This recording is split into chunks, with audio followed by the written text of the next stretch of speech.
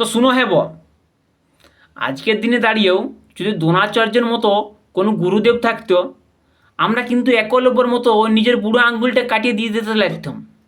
কারণ আমাদেরকে সারাদিন কত ফোনটা ঘাঁটতে হয়, ওটা তো অন্য আঙ্গুল থাকলে লাগতো। এবং ফোনটা ঘাঁটিয়েও আমরা অনেক কিছু যেমন জানতে পারছি, এই যেমন কোন দেয়ালে ঘড়ি রাখলে সময়টা ভালো যাবে, কোন দেশে ঘুমালে মোটা মাইনে পাওয়া যাবে, মোটা মাইনে পাবো।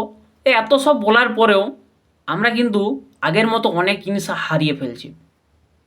যখন ছোট ছিলাম, আমাদের মা, কাকিমা, জেঠিমাগুলো ওদের বরের নাম, শ্বশুরের নাম, শাশুড়ির নাম, জেঠ শ্বশুরের নাম, কারোর নাম কিন্তু মুখে নিত ওখানে। ওর কাছাকাছিও যদি কোনো কথা হয়তো সেটাকেও বলতো ওখানে। তো ওরা কিভাবে সেগুলোকে বুঝাইতো, আজ সেইটা নিয়েই বলবো। তো কারোর শ্বশুরের নাম যদি হয়তো নিমাই, সে কিন্তু কোনোদিন নিম পাতা খাইতো নাই, খাইতো তিতিয়া পাতা। বলতে এক হেপা যা দুটো তিতিয়া পাতা আনি যেত, ওই বেগুন দিয়ে করব।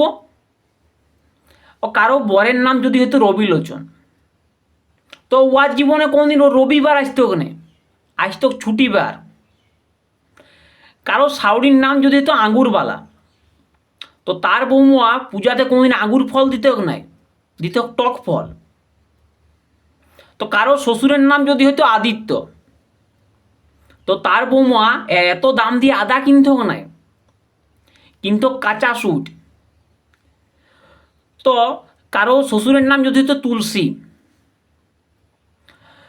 তো কিন্তু ওই সে কিন্তু কোনোদিন তুলসী পাতা তুলতেও নাই, তুলতেও ঠাকুর পাতা। তো কারো শ্বশুরের নাম যদি হতো চিন্ময়, তো তার বৌমা কোনোদিন চায়ে চিনি দিত নাই, দিত গুঁড়া মিশ্রি।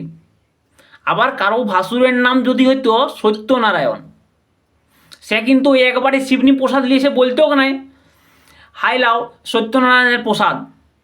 প্রথমে এইটা বলতে হোক, হাই লাও ভাসুর ঠাকুরের পূজা হয়েছে ওয়ার প্রসাদ।